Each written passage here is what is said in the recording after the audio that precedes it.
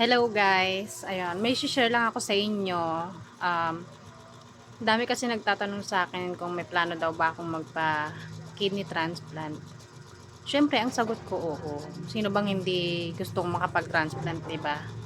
Siyempre gusto ko kahit na walang kasiguraduhan kung may donor ba or kung makakaabot ba ako dun sa point na mag-aantay na lang ng schedule, walang kasiguraduhan. Pero still, I pursue processing my kidney transplant application. Actually, nasa level 3 na ako. Um, pero hindi siya ganoon kadali. Kasi hindi lang physical strength yung kailangan mong ihanda kapag nag-umpisa ka mag-process ng kidney transplant. Pati emotional strength. To be honest, yung first two level ng process, masaya pa ako nakakatawa pa ako. Na-excite pa ako magbriyahe, na-excite pa ako magpunta dun sa NKTI. Pero yung third level, yung kung saan yung pagpe-prepare na ng major requirements, dun ako nag-breakdown. Kasi yung mga major requirements na yon sobrang dami. Plus may isa doon na hindi ganun kadali. Lalo na kung hindi naman tayo yayamanin. Hindi naman tayo anak mayaman at wala man tayong mali-malitang mga kwarta, ganon. So, nag-breakdown ako kasi doon sa interview pa lang ng social worker sa akin. Sinabi niya na kaagad kung magkano yung kailangan kong i-prepare doon sa bank statement na kasama sa requirements. So, nalungkot ako kasi wala akong ganun kalaki, 'di ba? Wala akong on hand, on cash. Cash on hand, 'yon, cash on hand na ganun kalaki on the spot. Well, hindi naman on the spot kailangan daw na ibigay agad or may prepare. Kahit at least 10% lang nun, meron na sa bangko.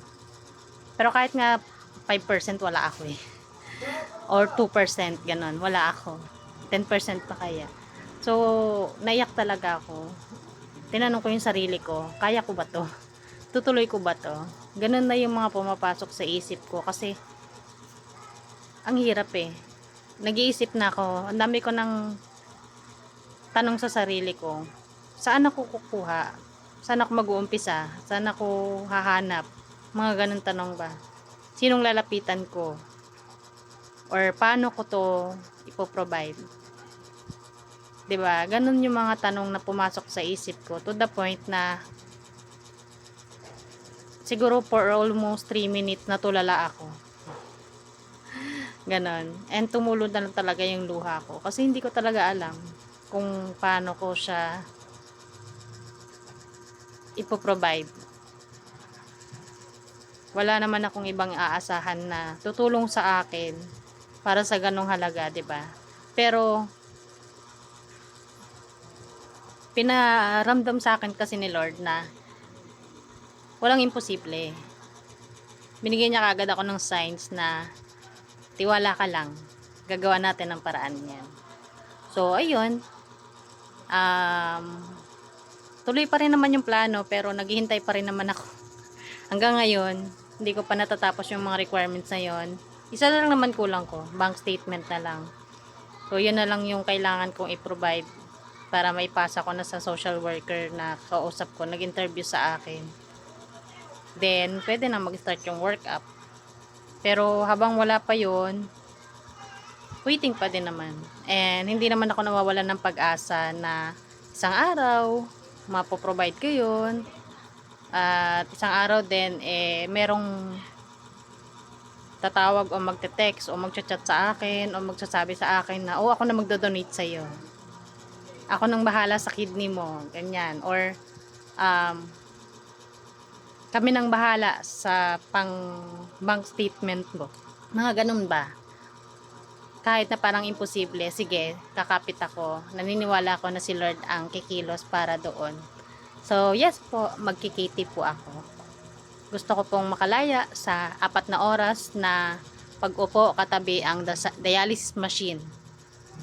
Hindi po ako nanghihinayang doon sa mga oras na iniupo ko doon sa tabi ng dialysis machine, pero still, 4 na oras yung nawawala sa akin na dapat sana'y nailalaan ko sa pamilya ko, sa mga anak ko, 'di ba?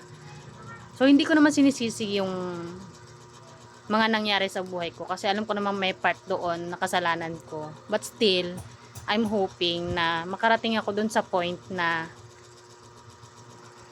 makalaya ako sa machine, 'di ba? So, tiwala lang, kapit lang sa lahat ng kagaya kong dialysis patient na nangangarap at gusto ring makalaya sa machine, sa dialysis. Pray lang kayo, pray lang tayo, tiwala tayo kay Lord. Gagawa niya ng paraan na makapag-transplant tayo. Yun lang po. Bye-bye.